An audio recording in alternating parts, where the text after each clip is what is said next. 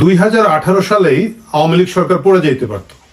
আওয়ামী লীগ সরকার যে 2018 সালে পতন ঘটতে পারত তার বেশ কিছু নমুনা ছিল। একটা ভিডিও প্রথমে দেখি, তারপরে আমরা সেই আলোচনায় যাব। আপনাদেরকে জানাতে চাই, একটু আগে জিগাতলায় আমাদের এই ছোট ভাইদেরকে একজনের চোখ তুলে ফেলা হয়েছে এবং দুইজনকে মেরে ফেলা হয়েছে। আপনারা সবাই একসাথে হন, প্লিজ ওদেরকে প্রোটেকশন দেন। বাচ্চাগুলো আনসেফ অবস্থায় আছে, প্লিজ আপনারা রাস্তায় নামেন, প্লিজ রাস্তায় নামেন, প্লিজ রাস্তায় নামেন এবং ওদেরকে প্রোটেকশন দেন। যদি সরকার প্রোটেকশন দিতে না পারেন তাহলে আপনারা মা বাবা হয়ে ভাই বোন হয়ে বাচ্চাগুলোকে প্রোটেকশন দেন। এটা আমার রিকোয়েস্ট। আমি একজন এই দেশের মানুষ, একজন নাগরিক হিসেবে আপনাদের কাছে রিকোয়েস্ট করছি যে জিগাতলায় একটু আগে একটি স্কুলের ছেলের চোখ তুলে ফেলা হয়েছে এবং দুজনকে মেরে ফেলা হয়েছে এবং একটু আগে ওদেরকে অ্যাটাক করা হয়েছে, ছাত্রলীগের ছেলেরা সেটা করেছে।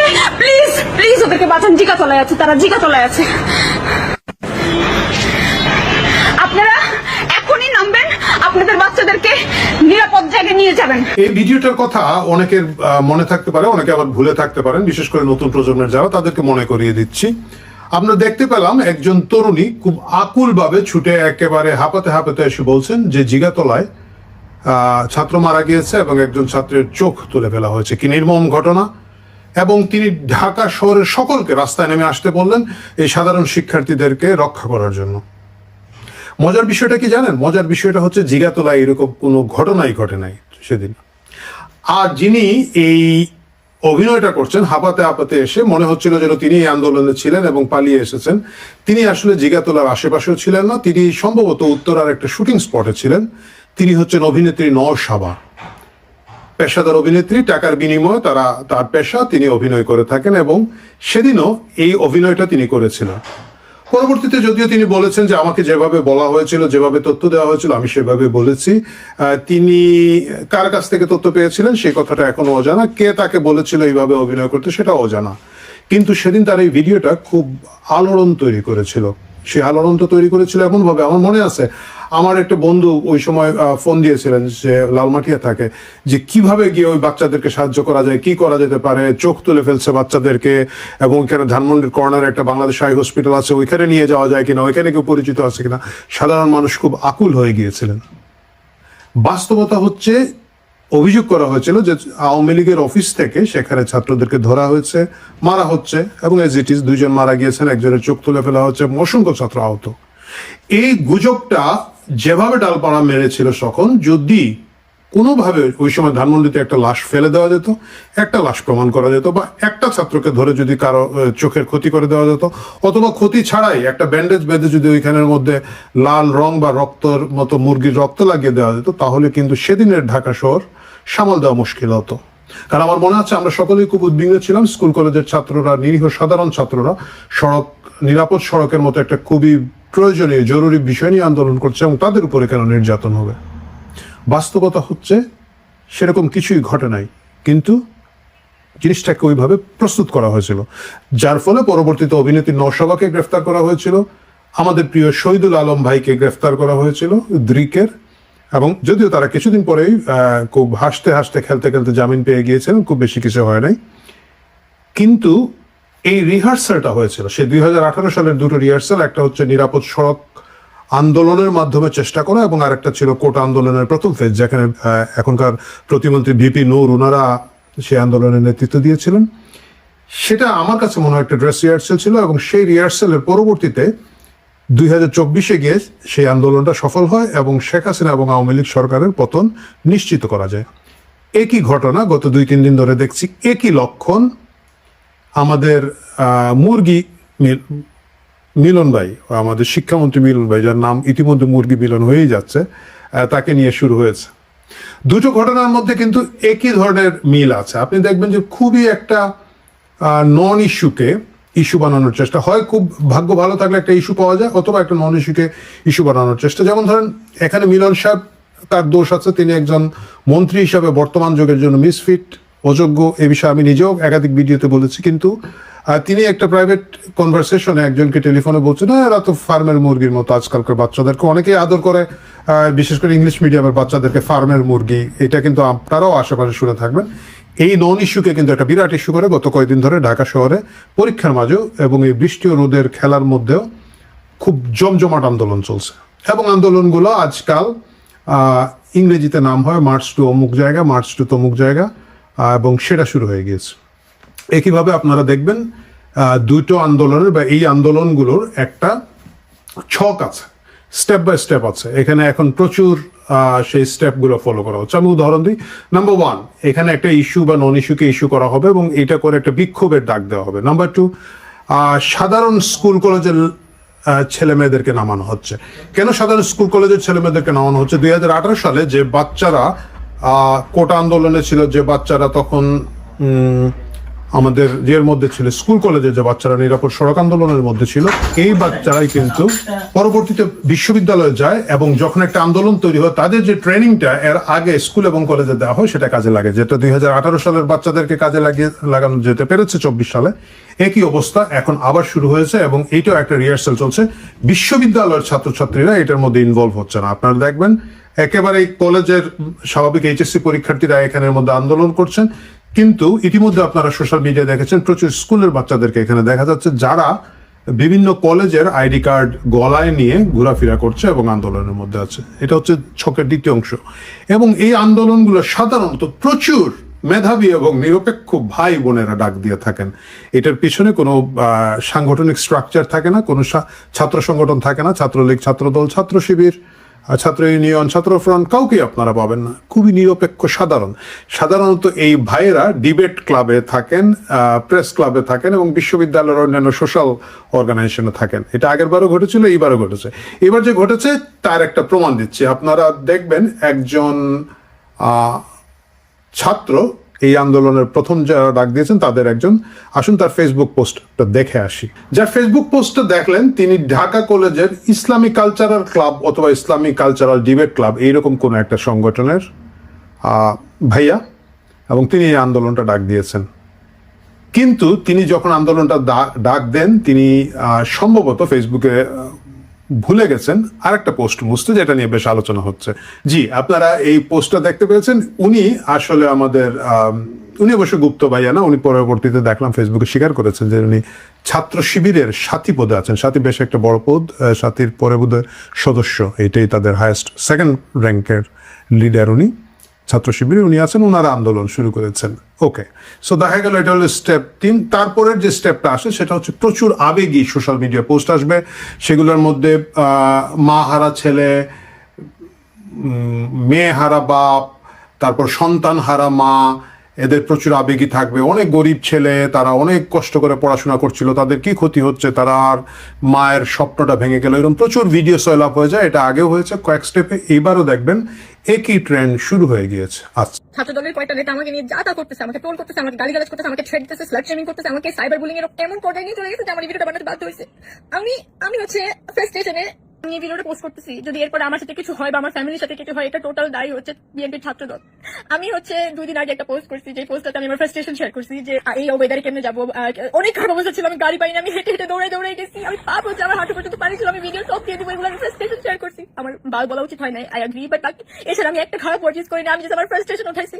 কিন্তু এগুলোর কারণে আমাকে ইমেন্স ট্রোল করা হচ্ছে, স্লাট শেমিং করা হচ্ছে, আমাকে বলছে আমার বাসার অ্যাড্রেস খুঁজে বের করে, আমাকে এটা করবে সেটা করবে, আমার ফ্যামিলি ধ্বংস করে দেবে, আমাকে ধ্বংস করে দেবে, আমাকে রাস্তায় পাইলে এই করবে সে করবে, যা তা বলা হচ্ছে, ইমেন্স ট্রোলিং। এটা গেল চতুর্থ ধাপ। পঞ্চম ধাপে গিয়ে আমাদের সরকারি ছাত্র সংগঠন মাঠে নামে এবং তারা কিছু লিডারশিপ দেখাতে চেষ্টা করে, দেখাতে গিয়ে সব কিছু পাকিয়ে ফেলে, গুলিয়ে ফেলে এবং মাস্তানি দেখায়। স্বভাবতই সরকারি ছাত্র সংগঠনের কাজই হচ্ছে মাস্তানি করা। মাস্তানগুলোই আসলে ছাত্র সংগঠনগুলো আজকাল করে এবং তারা সেগুলো আবার ভিডিও হয়, ক্লিপ হয়। তারপরে পরের ধাপটা শুরু হয়ে যায়। এই ধাপটার পরে আসলো ষষ্ঠ ধাপ হচ্ছে প্রচুর লোক সরবরাহ করা হয়। তারপরে ধর প্রচুর ফেক ইউনিভার্সিটির আইডি, কলেজের আইডি দেওয়া হবে, ঢাকার বাইরে থেকে প্রচুর লোক আনা হবে এবং এদেরকে যখন ইন্টারভিউ করবেন এটা মানে দেখা যাবে তারা বলবে আমি বুয়েটের আর্টস ডিপার্টমেন্টে পড়ি। এটা আমরা এর আগেও দেখেছি যে এক লোক ছাত্রলীগের পক্ষে গিয়েছিল, অবশ্যই গিয়ে এটা বলেছিল, এটা খুব একটা কিংবদন্তি হয়ে গিয়েছে। এই ধরনের প্রচুর লোক। এইবারও যদি সোশ্যাল মিডিয়া খেয়াল করে দেখবেন এই ট্রেন্ডটা শুরু হয়ে গিয়েছে। এবং সপ্তম ধাপে আসবে আমাদের শহীদুল আলম ভাই, আমাদের সুশীল সমাজ, আমাদের শিক্ষক গ্রুপটা, ওই যারা খুবই বাম বাম ঘরানার তারা আসবেন, আমাদের কিছু কালচারাল অ্যাক্টিভিস্ট বন্ধু বান্ধব আছেন তারা আসবেন, শাহবাগে এসে একটা ব্যানারের দুই পাশ ধরবেন এবং মাঝখানে মুক্ত করো ভয়, আপন মাঝে শক্তি ধরো, নিজেরে করো জয়, এই গানগুলো গাইবেন। ফান্ড একটু বেশি থাকলে লোক একটু বেশি হবে, আর ফান্ড কম থাকলে কম থাকবে, এবং এখানে নীরব নিশ্চুপভাবে আমাদের রেহনুমা আপার মতো লোকজন ব্যানার ধরে টাঙ্গিয়ে আটকে চুপচাপ দাঁড়িয়ে থাকবেন। এরা খুবই সুশীল, বাংলাদেশের ঢাকা শহরে সুশীল, মানে বাংলাদেশের সুশীল। তাদেরকে দেখবেন এবং তাদেরকে দেখার পর আমরা যারা মধ্যবিত্ত বাসায় বসে আছি আমরা তখন তাড়না পাবো, কী রে সবাই নেমে গেল এই আন্দোলনে, আমি গেলাম কই, তা আমারও তো খেলতে হবে, তাহলে কি করা যায়, সকালে উঠে চল আমরাও নাম, এই পর্যায়ে যাবে। এবং পরবর্তীতে যেটা হবে আমাদের এই ধাপের পরে পরে মিডিল মধ্যবিত্তকে নামিয়ে ফেলার যে সুশীলের চেতনার পরে স্টেপ 8 দূতাবাসে নড়াচড়া শুরু হবে, কিছু অ্যাম্বাসেডারের গাড়ি আসবে যাবে আমরা দেখব। তারপরে কি হবে, তারপরে সেনাবাহিনীর দিকে তাকে আমরা সকালে, হে সেনাবাহিনী তুমি আমাদের উদ্ধার করো, স্টেপ 8। প্রিয় দর্শক, এই মুহূর্তে এই স্টেপ 8-এ যাবে না, আমরা অষ্টম ধাপে যাব না। তারেক রহমান নিরাপদ আছেন, বিএনপি নিরাপদ আছে, কিন্তু এটা হচ্ছে একটা রিহার্সাল। 2018 রিহার্সাল যেরকম 24 এনেছিল, এখন 2026-এ একই রিহার্সাল হচ্ছে, একইভাবে একেবারে কলেজ স্কুলের ছাত্রদেরকে দিয়ে এই রিহার্সালটা চলছে। এটার ফল ভালো হবে না। এখন প্রশ্ন হচ্ছে কারা করছে। স্বাভাবিকভাবে আমি দেখলাম আমাদের সুশীল নিরপেক্ষ সাংবাদিক সমাজ তারা অলরেডি শুরু করে দিয়েছেন, এটার পিছনে তো আওয়ামী লীগ দায়ী, যা কিছু ঘটে গিন্নি বলেন আওয়ামী লীগ বেটাই দায়ী। আওয়ামী লীগ দায়ী, কিন্তু আমরা একটু আগে দেখলাম আন্দোলনের ডাক দিয়েছেন জামাত শিবির। এখন প্রশ্ন হচ্ছে কেন তারা এই আন্দোলনটা আবার করছে। কারণ হচ্ছে আপনারা জানেন যে কোনো একটা ফর্মুলা যদি কাজ করে, যতক্ষণ পর্যন্ত না এটা নষ্ট হয় এটা বারবার রিপিট হয়। আপনি যদি একটা ব্যবসা একটা পদ্ধতিতে পরিচালনা করে লাভ করেন, বারবার কিন্তু এইভাবে করতে চেষ্টা করবেন। ফেসবুকে 10টা আইটেম বিক্রি করতে গেছেন, একটা আইটেম খুব ভালো বিক্রি হয়, আপনি কিন্তু বারবার ওই আইটেমটা বিক্রি করতে যাবেন। একই ঘটনা সব জায়গায় ঘটে। মানে আমরা যে বিজনেস স্কেলিং এর কথাটা বলি ব্যবসা প্রশাসনে বা মার্কেটিংয়ে, সেই জায়গাগুলো আসলে তৈরি হয় যেটা সাকসেসফুল সেটাকে করা।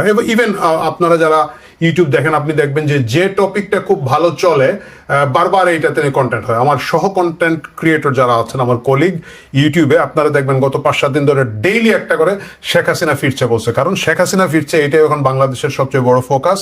সবাই এই ভিডিওগুলো দেখতে চায়। প্রথমটা যেহেতু অনেক ভালো ভিউ পেয়েছে, গত 5-7 দিন ধরে এটা টানা চলছে। তো জামাত শিবির দেখেছে যে এই ফর্মুলাটা হচ্ছে সবচেয়ে ভালো ফর্মুলা, কারণ হচ্ছে তাদের দলীয় ব্যানারের মাধ্যমে, তাদের সিস্টেমের মধ্য দিয়ে এই আন্দোলন কোনোটাই সফল করা সম্ভব না। ঢাকা শহরে এগুলো চলে না। সুতরাং তারা তাদের সেই যে সম্প্রতি 24 সালে যে আন্দোলনের ছক এবং ফর্মুলার মাধ্যমে তারা সাকসেসফুল হয়েছিল, এবং যেহেতু একেবারে টাটকা স্মৃতি, টাটকা ম্যানেজমেন্ট, সেটাকে দিয়ে তারা, আমার মনে হচ্ছে পরবর্তী ব্যাচ রেডি করা হচ্ছে। এবং আজকে এই ফার্মের মুরগি বলার মতো একটা টেলিফোন কনভারসেশনের তুচ্ছ ঘটনা নিয়ে 3 দিন ধরে আন্দোলন চলছে, এবং আরো 2-1 দিন এটা চলবে। চলার মাধ্যমে এখান থেকে কিছু লিডার ক্রিয়েট হবে, এদেরকে লক্ষ্য করা হবে, এদেরকে ট্রেনিং মেনিং দিয়ে পরবর্তীতে আনা হবে। এখন প্রশ্ন হচ্ছে যে কেন ভাই তাদের এত মাথা ব্যথা কেন? আওয়ামী লীগ এটা ফেসিবাদ ছিল, আওয়ামী লীগ এটা স্বৈরাচার ছিল, খারাপ দল ছিল, তার বিরুদ্ধে ছিল। বিএনপি তো ভালো, তারেক রহমান ভাই কত ভালো সুন্দর করে গাড়ি চালান, 150 টাকার ভাত খান, তার বিরুদ্ধে কেন জামাত শিবির যাবে? ইনফ্যাক্ট জামাত এবং বিএনপি তো তারা রুমিন ফারহানার ভাষায় একই মায়ের পেটের 2 ভাই। তো মায়ের পেটের 2 ভাই যারা গত 20 বছর, যদি ভাই নাও হয়, 20 বছর তো একই ছাদের নিচে সংসার করেছে। সরি কথাটা বোধহয় অন্যদিকে চলে গেল, যাই হোক এইসব বাজে কথা শুনেন না। তাহলে তারা কেন আন্দোলনে বিএনপিকে মানে বিএনপির বিরুদ্ধে এই কাঠি নাড়ছে এবং লং টার্ম প্ল্যান করছে? এটার মূল কারণটা হচ্ছে আওয়ামী লীগ যদি রাজনীতিতে সহসা না ফিরতে পারে কয়েক বছরের মধ্যে, বিএনপি হচ্ছে একমাত্র নাকে মাল চাপা দিয়ে ভোট দেওয়ার দল। এবং বিএনপিকে যদি একই ধারায় ধরাশায়ী করে ফেলা হয়, তাহলে ছাগলের 3য় বাচ্চার দুধ খাওয়ার সুযোগ হয়। আমরা জানি যে ছাগলের 3টা বাচ্চা থাকে, যেহেতু ছাগলের বাট দুটো বাচ্চা দুধ খায় এবং 3য় বাচ্চাটা লাফায়। এখন একটা 3য় বাচ্চা লাফাচ্ছে। যারা এইবার ভেবেছিল দুধ খাবে, কিন্তু সচেতন বাঙালিরা তাদেরকে দুধ খেতে দেয় নাই। কিন্তু যে 2টা ছাগলের হৃষ্টপুষ্ট বাচ্চা দুধ খাচ্ছিল, এর মধ্যে আওয়ামী লীগকে আউট করে দেওয়ার একটা সিস্টেমে ফেলে দেওয়া গেছে। বিএনপিকে যদি ফেলে দেওয়া হয়, এবং বিএনপিকে ফেলে দেওয়া বোধহয় আরো সহজ, বিএনপির দুর্বলতা আরো বেশি, এবং সেটা যদি ফেলে দেওয়া হয় তাহলে ছাগলের 3য় বাচ্চাটা দুধ খাওয়ার সুযোগ পায়। সুতরাং এখন এইচএসসি পরীক্ষার্থীদের যে আন্দোলনটা চলছে এটাকে শুধুমাত্র সাধারণ আন্দোলন হিসেবে দেখার সুযোগ নাই। আমি জানি এটা শোনার সাথে সাথে কয়েক হাজার লোক আমার কমেন্টে গালাগালি করবেন, বকা দিবেন, কিন্তু মুশকিলটা হচ্ছে কি জানেন, 18 সালে আমরা এই ধরনের ইঙ্গিত দিয়েছিলাম, 24 সালেও ইঙ্গিত দিয়েছিলাম, এবং আপনারা অনেকেই দেখবেন যে অনেক বোকা তোতা, মানে ডাম প্যারট, বোকা তোতা, বোকা তোতা বললেই তো বুঝতেছেন, পরে মাথা চুলকায় বলে আগে বুঝি নাই, আমরা প্রতারিত হয়েছি। সুতরাং আরেকবার বললাম, আরেকবার গালি খাবো, গরিবের কথা বাসি হলে ফলবে হয়তো। মুশকিলটা হচ্ছে এমন গরিব হয়েছি, মানে গরিব হইতে হইতে আর এটার কোনো উপায় নাই আর কি, কারণ কথাও বাসি হতে হতে ফলতেই থাকে। দেখা যাক ফলে কিনা না, আমরা আশা করি না ফলুক। আমরা চাই না যে যারা বারবার ঘুঘু তুমি খেয়ে যাও ধান বলে, ধান খেয়ে যায়, এইসব ঘুঘুরা যেন আরেকবার সে ধান খাওয়ার সুযোগ না পায়।